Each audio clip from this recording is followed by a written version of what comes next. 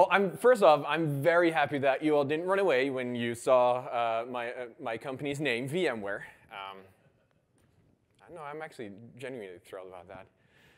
And as I was building out the slides for and preparing the CFP, I realized that technology is changing rapidly. I was talking to a bunch of my friends over back in the Netherlands, so if you're wondering why I have this super weird accent, it's because I'm Dutch.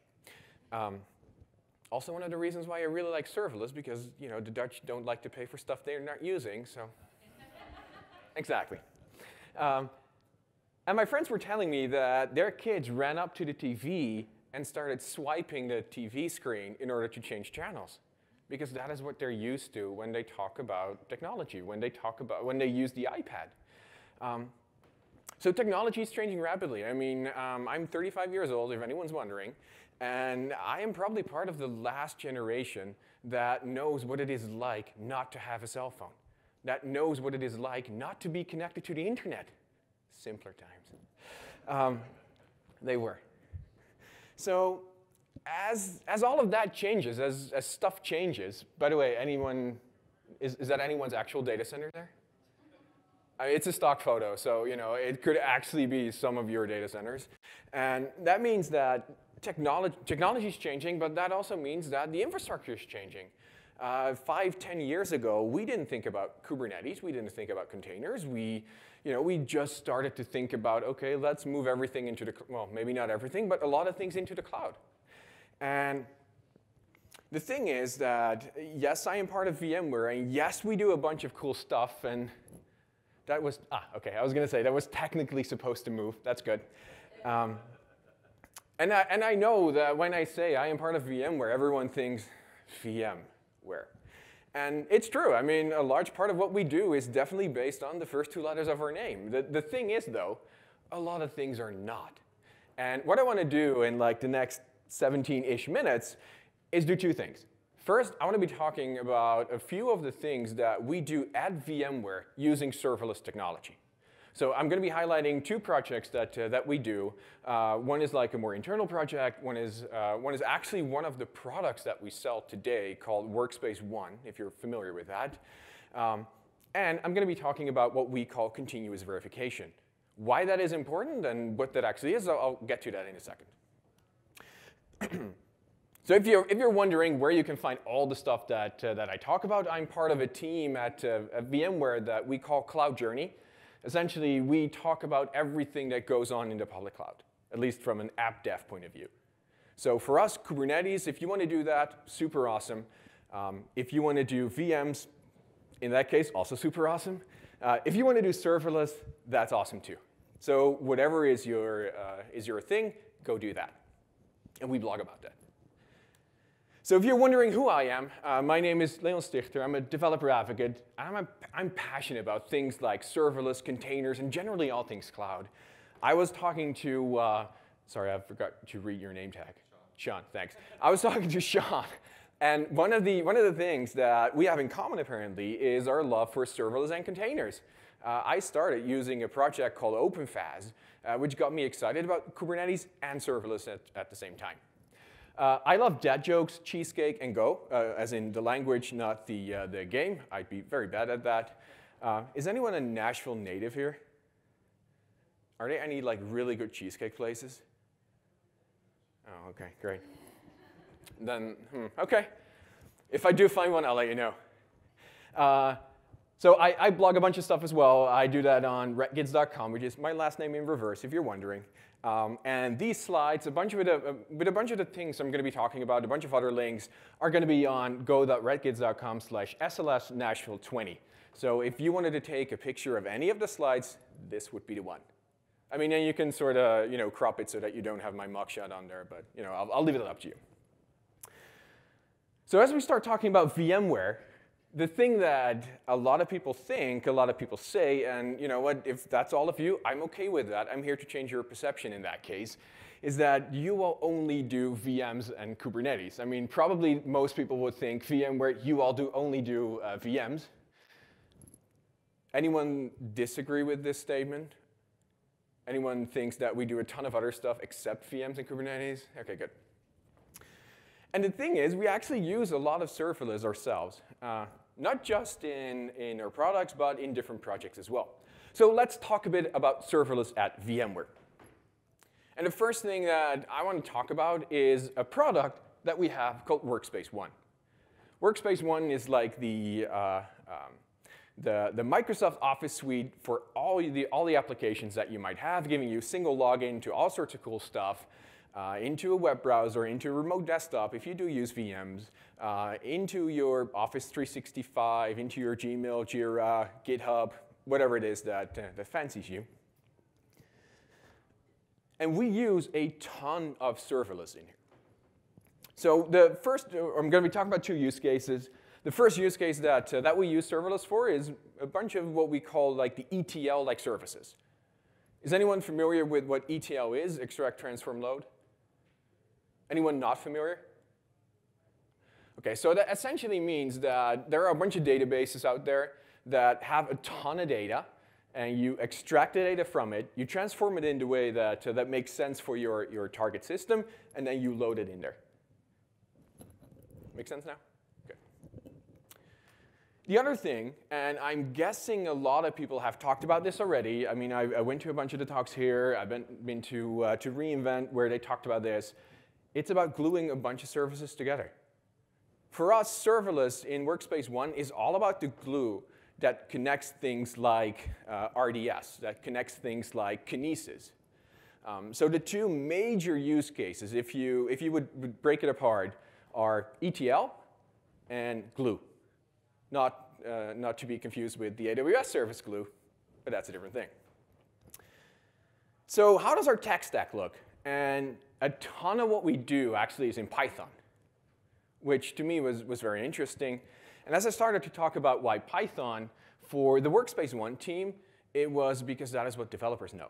I mean, they weren't too concerned about cold starts or too concerned about things like libraries and size of Lambda functions. They wanted to choose something that their developers were super familiar with.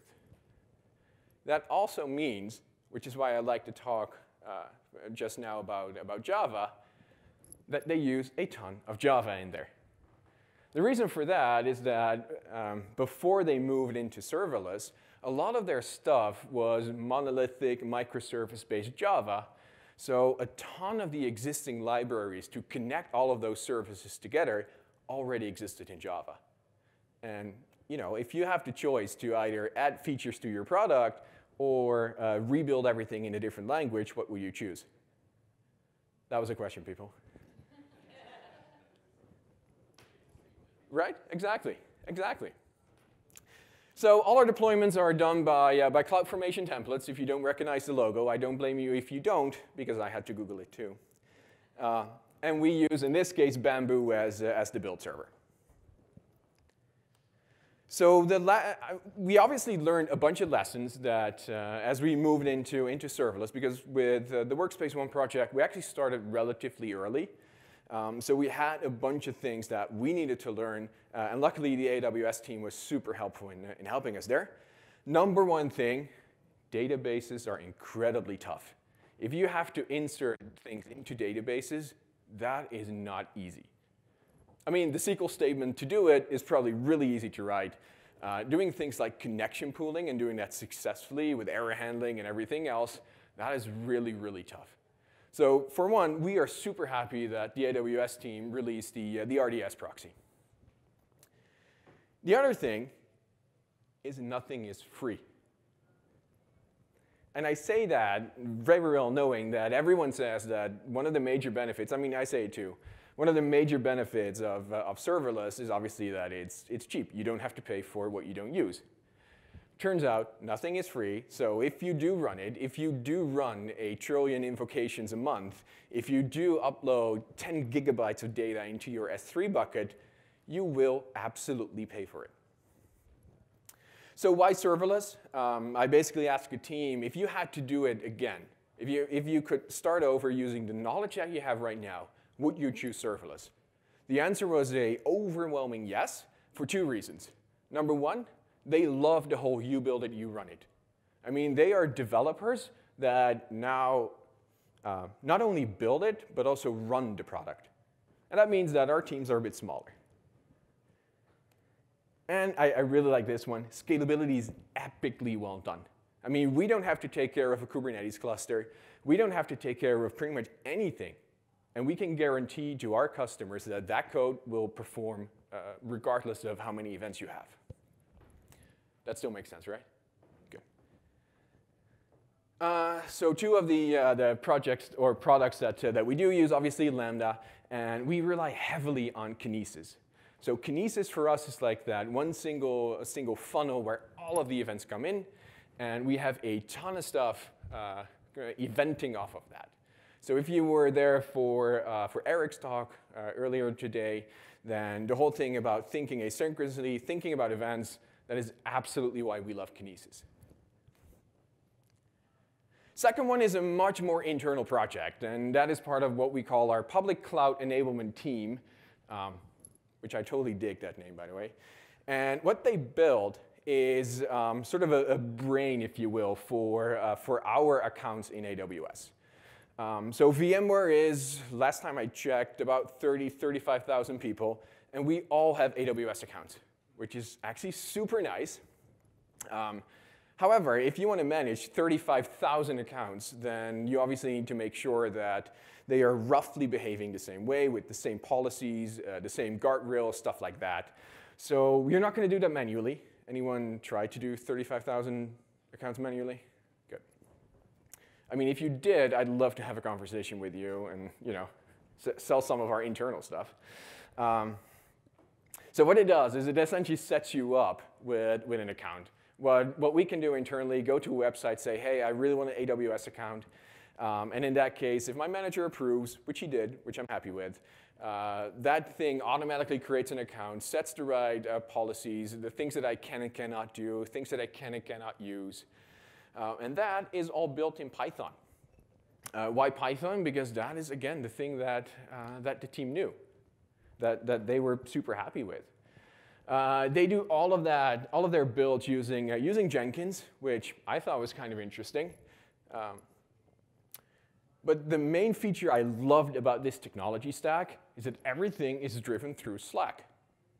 So whenever they have a problem with their stack, whenever someone requests something, whenever something happens, they get notified in Slack. And to me, that is incredibly interesting because that is the whole essence of event-driven architectures. Something happens, we react. Anyone was at Eric's talk? Ed's talk, sorry, earlier? Exactly. So something happens, we react. And in most cases, that is just a collection of lambdas. And in some cases, a person has to actually go do something. We also learned a bunch of lessons here, like it's never too late to set up guidelines. And think about monitoring early on. Anyone using Lambda in production here today? What tools are you using for monitoring? Just curious. CloudWatch? CloudWatch. Awesome. So at least you thought about using something, which, no, I mean, it is absolutely critical. If you do not know what is going on in your serverless landscape, you're going to have a bad time. So why serverless? Because it's a lot cheaper than EC2, at least for the things that this team does. And again, scalability is epic. So what happens is that every night, it's a batch job, a cron job. Every night, 35,000 accounts get checked whether or not someone removed those guidelines.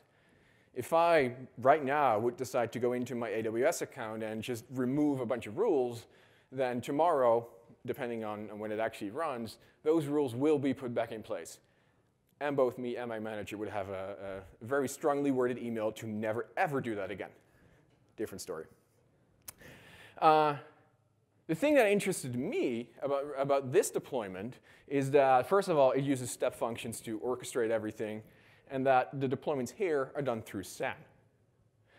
For everyone that does deployments, who uses the serverless framework? Cool, a few. Who uses SAM, or CloudFormation? Cool, that's about 50-50. I like it. So that whole idea of monitoring, of guidelines, of making sure that things are properly set up, that is what we call continuous verification. And where to do that better than within your CI/CD pipelines? I mean, CI/CD pipelines are the de facto vehicle for deployments. No one, I hope, is going to the AWS console and uploading their zip file manually. At least maybe to try out a few things, but not in production. By the way, if anyone disagrees with that, just say so. Okay. Just making sure. So you have this entire pipeline set up to deploy, in this case, to AWS. But where in that pipeline do we check things like cost? I mean, what is our serverless solution going to cost us? What is the utilization going to be? I mean, how are we performing? As Ben Ellerby was talking about, how is security done? You cannot have enough security when it comes to things like PII and healthcare data. And obviously, how is our performance? I mean, we do want our users, our end users, to have some form of good performance.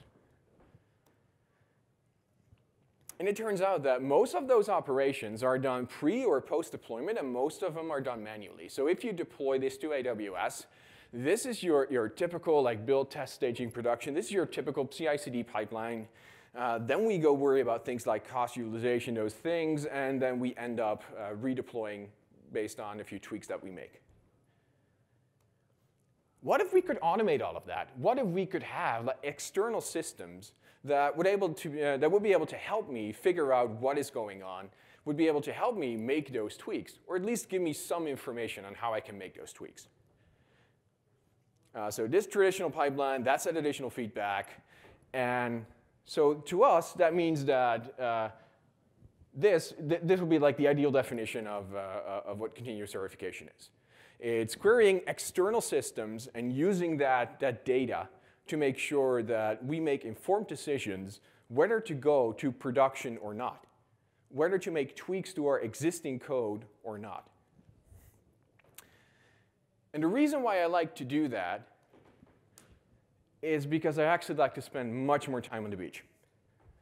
Now, I get that joke doesn't make entirely sense here in Nashville, where I don't think we have a beach, do we? Okay. But you know, the whole idea of spending less time worrying about operations. Pretty much everyone that I've spoken to so far really loves serverless because you don't have to worry about, or you have to worry less about the operation side of things. So let's look at that scenario a bit more, especially when it comes to serverless, because all of the things I just talked about can easily be done with things like Kubernetes. But how does that work within serverless? So first thing that you want to do is, are my dependencies secure? Do we have enough capacity? Do we have enough budget? Do we follow best practices? And obviously look at performance stats. Slides are cool, but demos are better. Anyone disagree? Good. Because in that case, I'm going to a GitHub repository, and I'm going to make a massive change in my README here. I'm going to add a space. And then if everything goes OK, I should be able to go into actions where, hopefully, if everything actually went OK, one job is now in progress. So that's going to do a few things. And in order to save a bit of time, I'm going to go to one of my previous runs, because that's actually a lot easier to show you. Because in that case, all of those stages that we just talked about are already done. So the build is going to, as the name implies, build all my binaries. I use Go, so it actually does a Go build. The other thing it does is it actually uses SNIC, or Sneak, depending on which country you're in, how you pronounce it, uses that technology to make sure that all my dependencies are secure. Make sure that what I want to deploy into production is going to be OK. Then I'm going to deploy it into production. I'm going to run a bunch of governance checks. So I'm going to make sure that all the least privileged lambdas are deployed correctly. All the IAM rules are set up correctly. Making sure that if I do something wrong, that I get alerted. And this actually stops. And it does that based on a tool called Prowler, open source, available on GitHub. It's going to run a bunch of performance tests and validate whether the performance is acceptable to my standards. So if the performance falls below a certain degree, it will actually cancel my deployment. And if everything goes OK, it's going to deploy to production. So if there were two things that I hope you take away from this presentation, is that one, at VMware, we do a lot more than just VMs. You know, yes, it's an important part of what we do, but yes, we do a lot more than that. And second thing, and that's most important, if you do use CI/CD, and I hope everyone does, please think about cost, performance, security as you deploy into production. And with that, I hope you all have an amazing day. Enjoy the rest of Serverless Nashville, and I hope to talk to you soon.